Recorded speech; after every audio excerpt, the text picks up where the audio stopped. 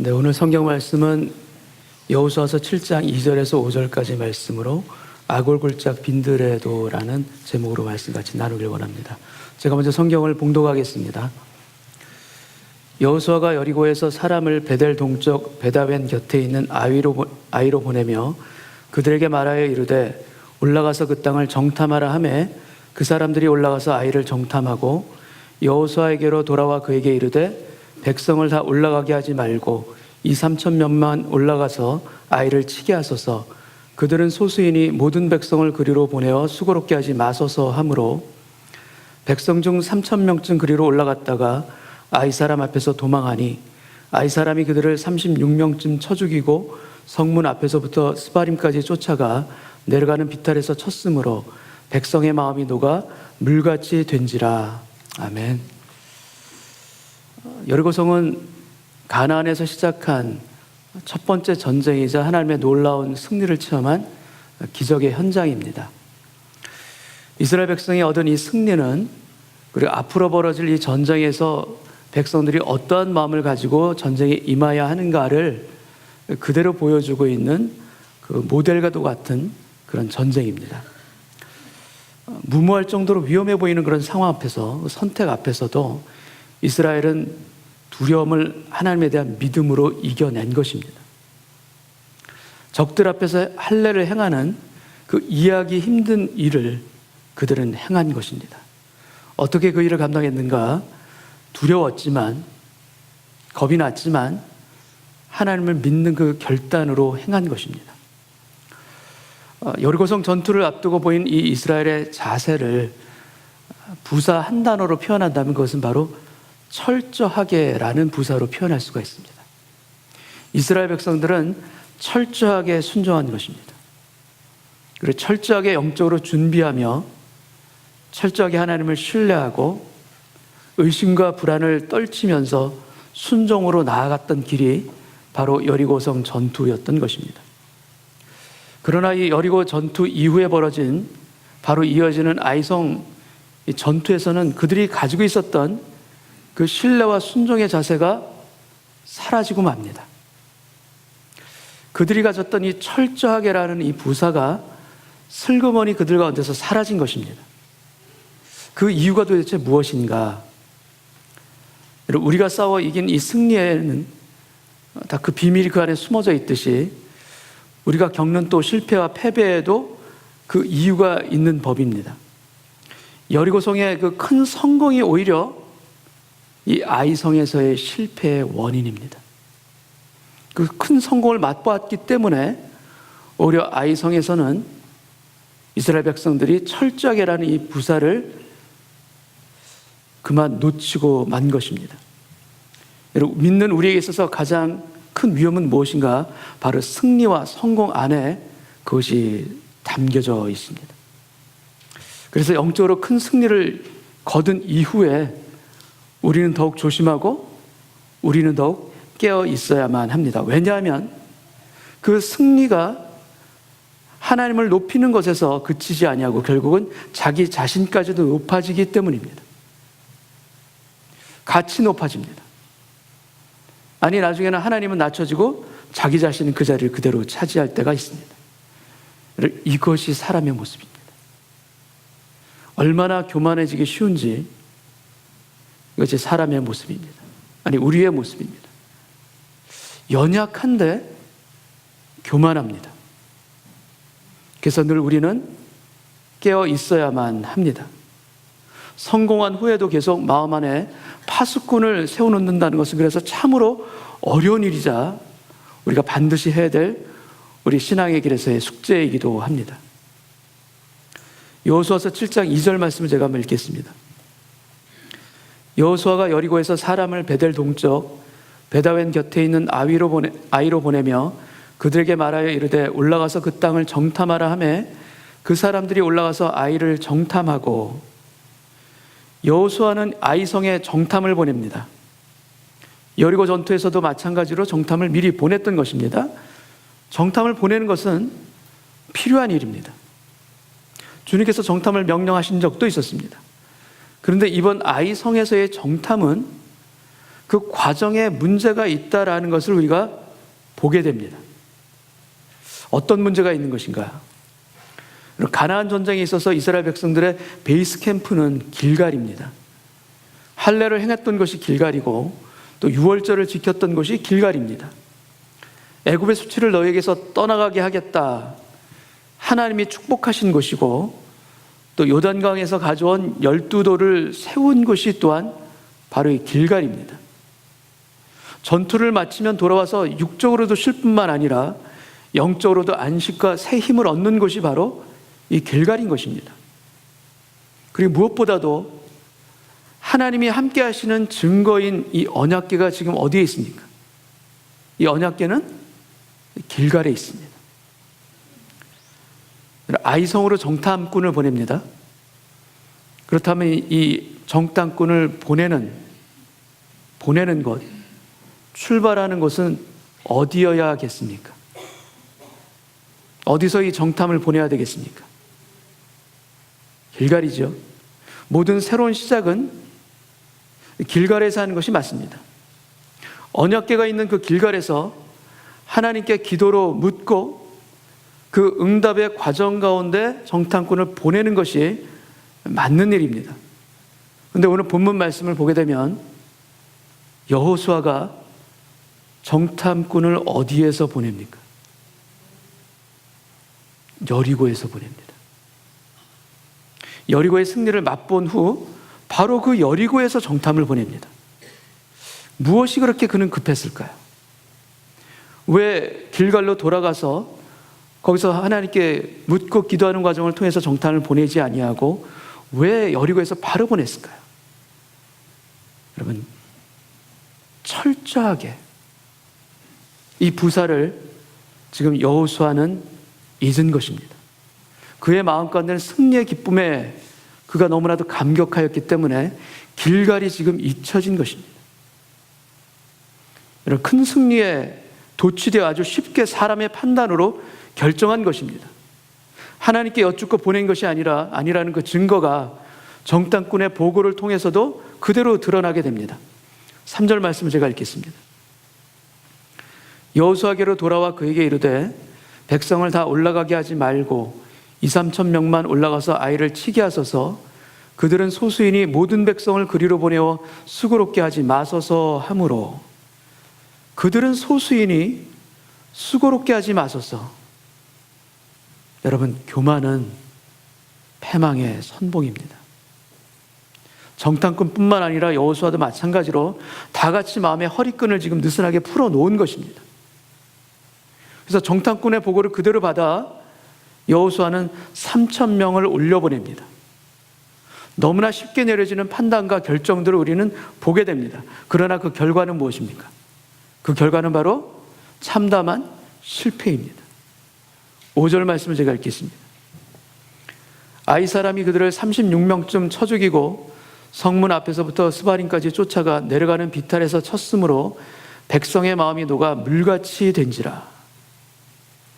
사단은 기회를 노립니다. 결코 기회를 그냥 놓치지 않고 그 상황 가운데 우리를 유혹하는 것이 사단입니다.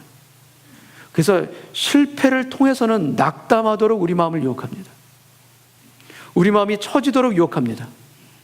그러나 반대로 승리와 평안 이후에는 우리의 마음이 교만하도록 유혹하고 우리의 마음이 풀어지도록 유혹합니다. 여러분, 고난과 아픔에는 낙담이 바로 사단의 무기입니다. 그러나 승리와 평안에는 교만이 사단이 쓰는 대표적인 무기인 것입니다. 여러분, 그러나 우리가 하나님 앞에 진실한 마음으로 선다면 여러분이 낙담과 이 교만은 둘 다 하나님 앞에서는 가질 수 없는 우리의 마음의 자세인 줄로 믿습니다. 이스라엘이 요단을 건넜다는 그 소식을 듣고 여리고 사람들의 마음이 녹았던 것처럼 지금 이스라엘 백성들의 마음이 녹아서 물같이 된지라. 이스라엘의 마음이 무너집니다. 여호수아는 예수님을 예표하는 인물 중 한 사람입니다. 그러나 그도 실수합니다. 기도하지 않으면, 엎드리지 않으면 실수하는 것이 우리의 사람입니다. 여호수아의 방심이 초래한 것처럼 여러분, 목회자도 기도하지 않으면 여러분, 교회 전체에 영향을 주게 되어 있습니다. 여러분이 잘 아시다시피 저도 실수가 많은 사람입니다. 그래서 늘 기도하는 마음으로 살아야 하는데, 그 마음으로 엎드려야 되는데 그렇지 못할 때가 참 많습니다. 제가 길갈을 잊고 있어서, 길갈의 스피릿을 잊고 있어서, 또는 저의 기도가 약해져서 우리 성도님들이 힘든 일을 초래하고 있는 것은 아닌가, 제 자신을 한번 보게 됩니다. 저희 교회가 지난 3년 동안 하나님부터 받은 은혜가 참 많습니다. 참으로 감사해야 할 일들이 많았습니다. 그런데 그 은혜 가운데 우리의 마음이, 아니 저의 마음이 느슨해지지는 않았는지 돌아보아야겠다 싶습니다. 우리가 여리고의 큰 은혜를 받았다면 우리가 길갈로 돌아가자. 그곳에 가서 주님께 엎드려 마음의 옷깃을 여미는 시간이 우리에게는 반드시 필요합니다. 우리에게 은혜 주실수록 더 겸손하게, 우리에게 은혜 주실수록 더 감사의 마음을 지킬 수 있는 저와 여러분이 되시기를 주님의 이름으로 축원합니다. 아이성의 전투에서 패한 이후에 여호수아는 매우 슬퍼합니다. 그리고 여호와의 궤 앞에 그가 엎드립니다. 6절 말씀을 제가 읽겠습니다. 여호수아가 옷을 찢고 이스라엘 장로들과 함께 여호와의 궤 앞에서 땅에 엎드려 머리에 티끌을 뒤집어 쓰고 저물도록 있다가, 성경은 여호수아 혼자만이 아니라 이스라엘 장로들과 함께 이 일을 하고 있음을 기록하고 있습니다. 근데 지금 여호수아는 무엇을 하고 있는 장면입니까? 지금 어떤 일을 하고 있는 것입니까? 그는 지금 회개하고 있는 것입니다. 근데 회개하고 나서 그가 기도한 이후에 여호수아의 입술에서 나오는 말을 보면, 그는 분명히 회개하는 자리에 있지만 회개보다도 하나님, 왜 이런 일이 일어났습니까? 그는 질문하고 있습니다. 7절을 제가 읽겠습니다. 이르되 슬프도소이다. 주 여호와여, 어찌하여 이 백성을 인도하여 요단을 건너게 하시고 우리를 아모리 사람의 손에 넘겨 멸망시키려 하셨나이까? 우리가 요단 저쪽을 만족하게 여겨 거주하였다면 좋을 뻔하였나이다. 여호수아가 고백합니다. 슬프도소이다. 하나님, 우리가 요단을 건너지 않고 요단 동편에 그냥 만족하며 살았다라면 그것이 더 좋을 뻔하였나이다. 여호수아는 지금 광야의 이스라엘 백성들처럼 과거를 이야기하고 있습니다. 차라리 우리가 애굽을 떠나지 않았으면 좋았을 텐데, 그곳에서는 고기를 먹고 나무를 먹고 우리가 풍족하게 살았는데 왜 광야에 와서 우리가 이렇게 고생하고 있는가라고 원망했던 그 이스라엘 백성들의 그 말이 지금 여호수아를 통해서 나오고 있습니다. 우리도 많이 비슷합니다. 하나님, 차라리 캐나다에 오지 않게 하시지. 왜 캐나다로 저를 보내셨어요? 보내셨습니까? 온 겁니까? 둘 다죠. 보내시기도 하셨고 우리도 오고 싶어 왔습니다. 근데 책임을 누구한테 묻는 겁니까? 하나님께. 왜 이곳에 오게 하셨어요? 왜 밴쿠버에 오게 하셨어요? 하나님께 책임을 묻고 있습니다. 왜 그러셨어요? 과거에 대한 책임을 묻고 있습니다. 8절 말씀을 제가 읽겠습니다. 주여, 이스라엘이 그의 원수들 앞에서 돌아섰으니 내가 무슨 말을 하오리이까? 하나님, 이 패배에 대해서 사람들에게 무슨 말을 해야 합니까? 어떻게 설명해야 그들에게 이해가 되겠습니까? 이 실패에 대해서 현재 어떻게 설명해야 합니까?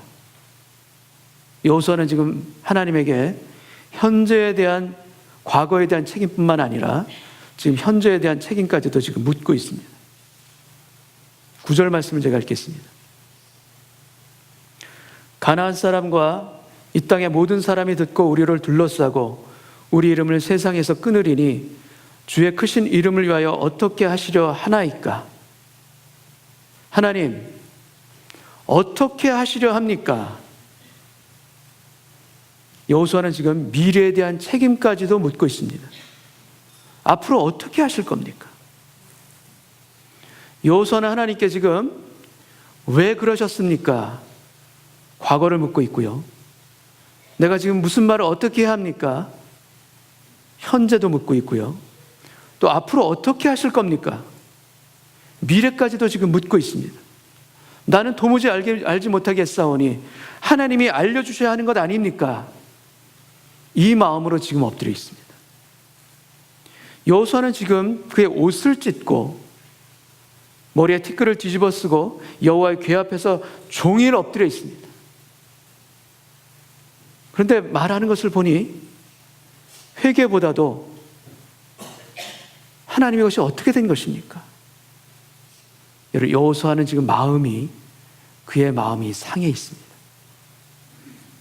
마음이 상해 있기 때문에, 이해가 되지 않기 때문에 그는 지금 회개하는 자리에 엎드려는 있으나 회개가 되질 않습니다. 분명히 엎드려 있습니다. 회개의 모습은 갖추고 있습니다. 회개하려고 했던 것입니다. 그러나 실제 마음이 상해서 회개가 되질 않아요. 왜 이런 일이 일어난 겁니까? 어떻게 해야 합니까? 앞으로 어떻게 하실 겁니까? 아이성의 패배는 가나안 정복전쟁에서 기록된 첫 패배입니다. 그리고 정복전쟁 초반 유일한 패배입니다. 이 패배가 도대체 무엇 때문인가? 작전의 실패 때문인가? 아닙니다. 방심과, 이스라엘 백성들의 방심과 교만, 그리고 가장 본질적인 이유는 무엇인가? 그것은 바로 죄입니다. 죄의 문제입니다. 죄를 범한 사람은 아간 한 사람인데 하나님은 그 죄를 이스라엘에게 묻고 있습니다. 이스라엘이 범죄였다라고 말씀하십니다. 한 사람의 일이 아니라 이스라엘 전체의 죄로 지금 말씀하고 계십니다. 아간이 전쟁 중에 보물을 훔쳤습니다. 그리고 그것을 그의 텐트 땅에 파묻고 그것을 숨겨둡니다. 아간의 죄는 지금 숨어 있습니다. 숨어 있기에 그래서 무섭습니다. 숨어 있기 때문에 그 죄를 알지 못하니 여호수아의 마음이 지금 상한 것입니다. 그것을 알지 못하니 지금 그가 회개치 못하는 것입니다. 여러분, 우리의 인생 가운데도 뜻하지 아니하는 실패, 크고 작은 실패 가운데 우리가 있을 때 그 실패들로 인하여서 여러분의 마음이 상해 있으십니까? 안 좋은 일로 인해서 여러분의 마음이 상해 있으십니까? 혹시 상해 있다면 그 안에, 우리 안에 숨어있는 아간은 없는지 우리가 살펴보기를 원합니다. 저도 늘 살펴봐야 될 바로 그런 아간의 모습이 내 안에 없는지. 우리 믿는 성도들 안에는 어떤 윤리적인 죄 또는 법적인 죄를 짓는 경우는 그렇게 많지 않습니다. 근데 믿는 우리가 늘 유의해야 할, 늘 조심해야 될 그 죄는 무엇인가 하면 윤리적인 죄, 법률적인 죄 이전에 우리가 하나님과 상관없이 살아가는 것, 그분의 말씀을 외면하는 것, 그래서 자기 마음대로 자기의 길을 가는 것이, 그것이 죄입니다. 여러분, 죄의 기준점은 법이 아닙니다. 윤리도 아닙니다. 우리에게 있어서 중요한 죄의 기준점은 무엇인가? 다른 어떤 것이 아니라 바로 하나님과의 관계에서 이해되어야 하는 우리 내면의 연약함과 악, 그것이 바로 우리가 가장 살펴보아야 할 우리의 죄된 모습들입니다.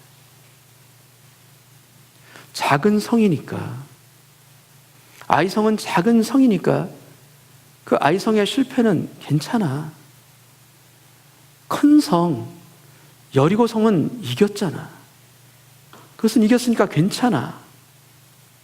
이러한 마음은 더 큰 실패를 우리에게 가져오게 됩니다. 사랑하는 여러분, 죄는 위로하는 것이 아닙니다. 죄는 회개해야 합니다. 덮어두는 것이 아닙니다. 반드시 회개해야 합니다. 여러분은 아간의 일로 인해서 여러분의 마음이 그냥 상해 있으십니까? 아니면 상한 자리를 넘어서 회개의 자리까지 여러분 나아가서 그곳에 엎드려 계십니까?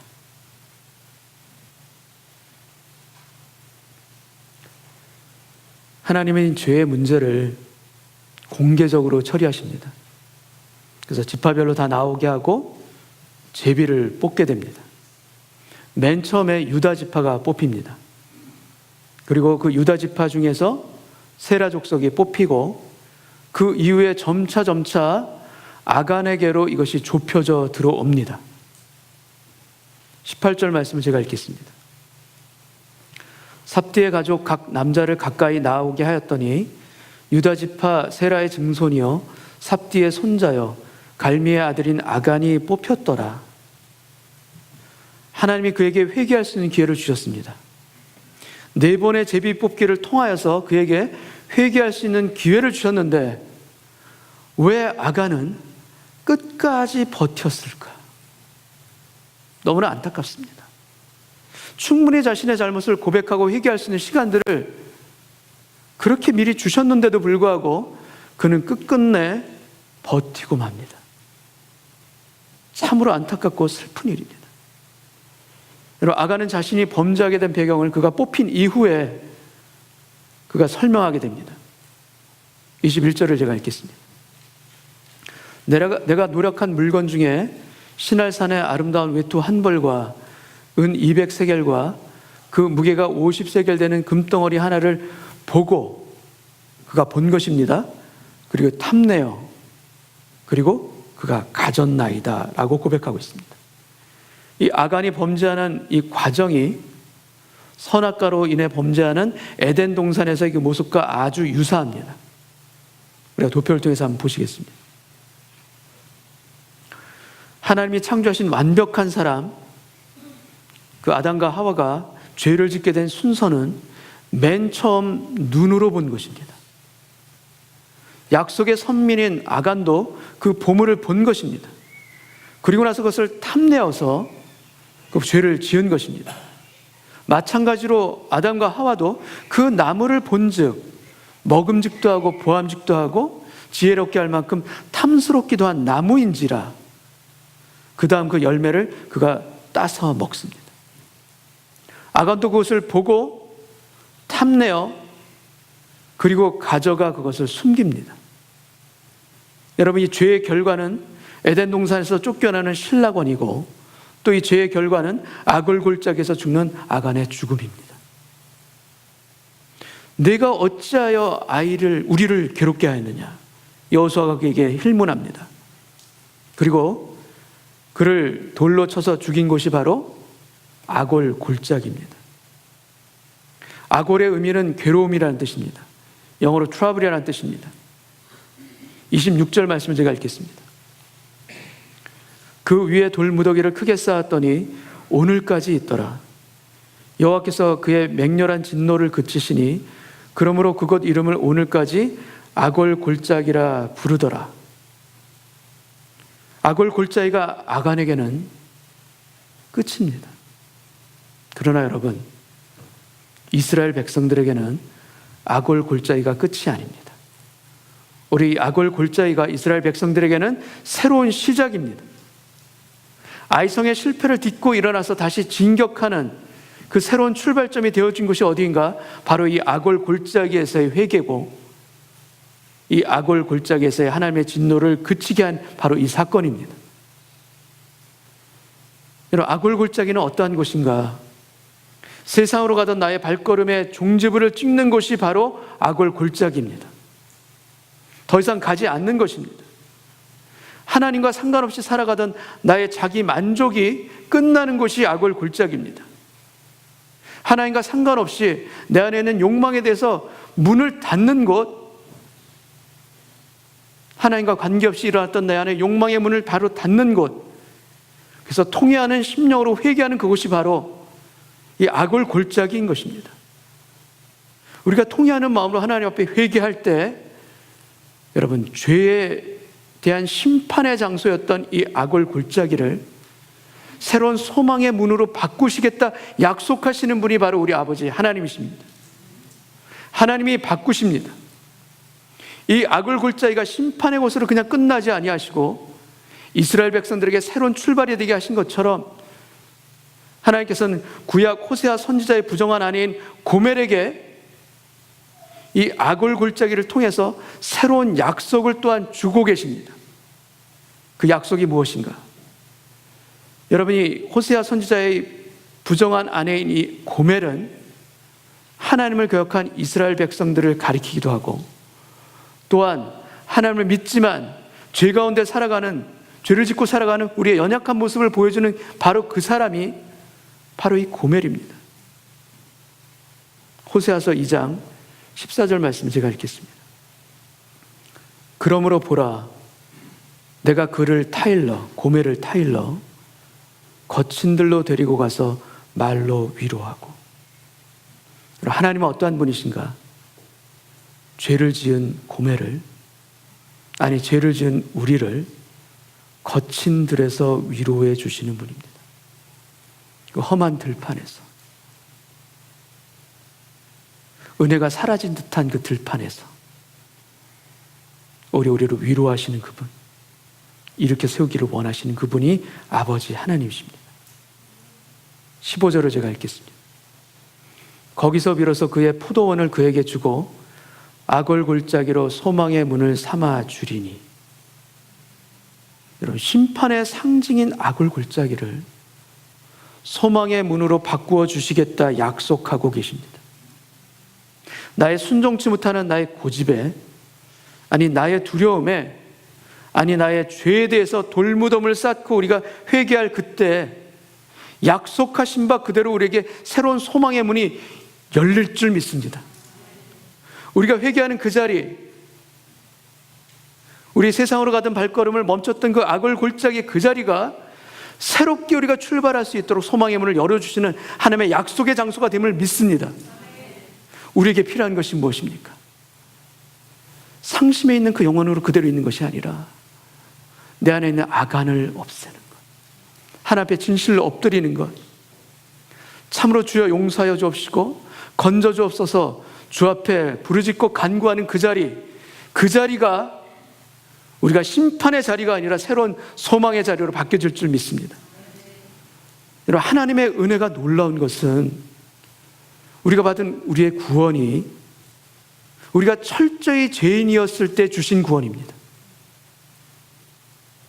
아니, 구원받은 이후에도 여전히 반복하며 죄를 짓고 있는 우리들이지만 그럼에도 불구하고 우리가 회개할 때 어김없이 용서하시며 회복해 하시는 그 아버지 하나님의 놀라우신 은혜, 그것이 바로 우리가 받고 있는 은혜요 복음의 능력인 줄로 믿습니다. 아버지 하나님께서 우리를 그렇게 구원하시고 그렇게 우리를 이끌어 가십니다. 아니, 우리는 악안보다도 더한 죄를 짓고 있음에도 불구하고 우리에게 주시는 것이 무엇인가?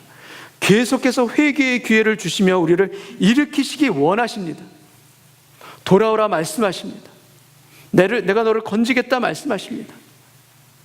여러분, 우리에게 이 악을 골짜기로 소망의 문을 삼아주시겠다는 이 하나님의 약속이 우리에게 없었다면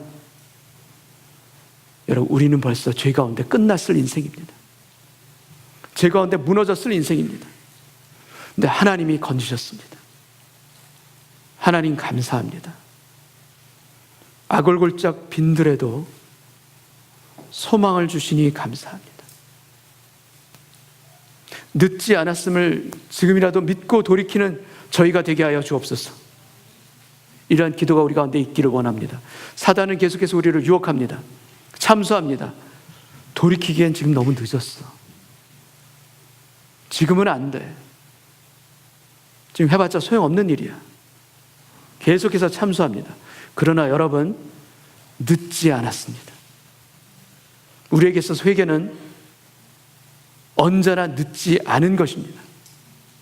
그 어떤 우리의 죄의 무게보다도 하나님의 은혜의 무게가 더 무겁기 때문에, 더 크기 때문에 우리에게는 언제나 늦는 법이 없는 줄 믿습니다. 오늘 제가 엎드려 회개하는 이 아골골짜기, 주님이 열어주시는 소망의 문이 되게 하여 주셔서 제 인생 가운데 새로운 출발을 하게 하여 주옵소서. 내 안에 숨어있는 악한과 같은 나의 자아를 죽이는 오늘 예배되게 하여 주옵시고, 주님 안에서 약속의 땅으로 나아가는 용사가 되게 하여 주옵소서. 그것이 회복되는 오늘 예배되게 하여 주옵소서.